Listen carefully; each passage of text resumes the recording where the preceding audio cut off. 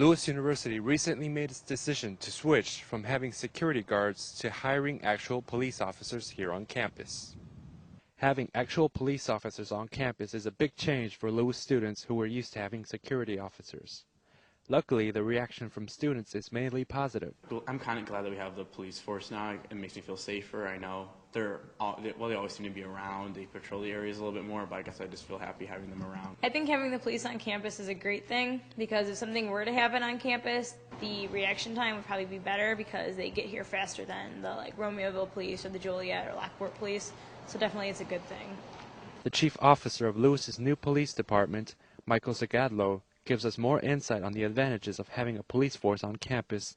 My name is Mike Zagadlo. I'm the Deputy Chief of Police here at Lewis University. The advantages of having police on campus are it gives us an enhanced ability to be able to communicate and interact with other emergency response agencies. It gives us access to information that we wouldn't have had without police on campus.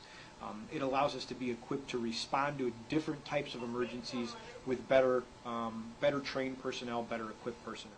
If students ever had an emergency on campus, they can use an emergency call booth located at various points around campus. This is one of our blue light emergency phones. The blue light emergency phones enable students from anywhere on campus where they're near one of these phones to contact our emergency communications center.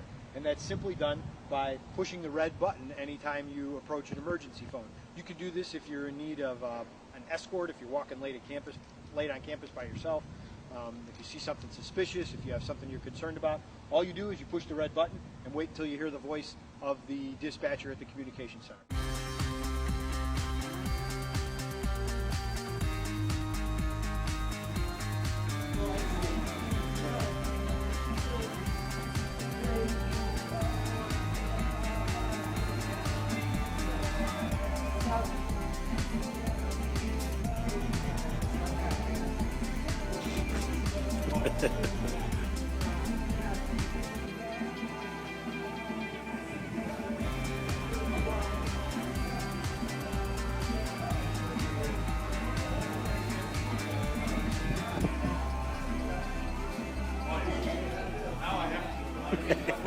All right, Dave, I got one more test for you. Here's what I want you to do.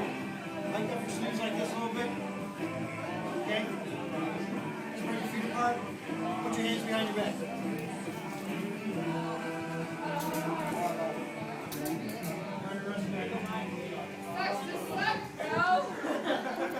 It's an industry best practice to have a police department at a university our size. When we look at other institutions that we aspire to be like, those institutions are providing the level of public safety that only a police department can provide. I think campus police will have an effect on both commuters and residents equally, and it's going to come in a number of different forms, whether it's a commuter student trying to find a parking space on a busy day, or being directed in during a special event, or a resident student who wants an escort back to his or her residence hall in the late night hours. There's always been a group of students who choose to drink underage and who choose to drink in excess. And we work collaboratively with the residence life staff in the residence halls, and we will help them in any way we can to enforce university behavioral standards with the intention of creating an environment that's conducive to student development and to learning. So anything we do in terms of enforcement, unless it's a serious criminal offense, we do by way of the university judicial process. Being a police officer gives you access to a lot of handy equipment that they use on duty. Mike was kind enough to show us what some of these gadgets were. This is a handheld spotlight, which our officers can use on patrol to light up some of the darker areas on campus. This is a portable breath test, which we could use to determine a student or other person's level of intoxication. This is a handheld radar gun, which we could use for speed enforcement on campus. We'll have these out in the squad car. This is a standard patrol duty belt or a duty rig. It contains a number of different items that a patrol officer on the street might carry.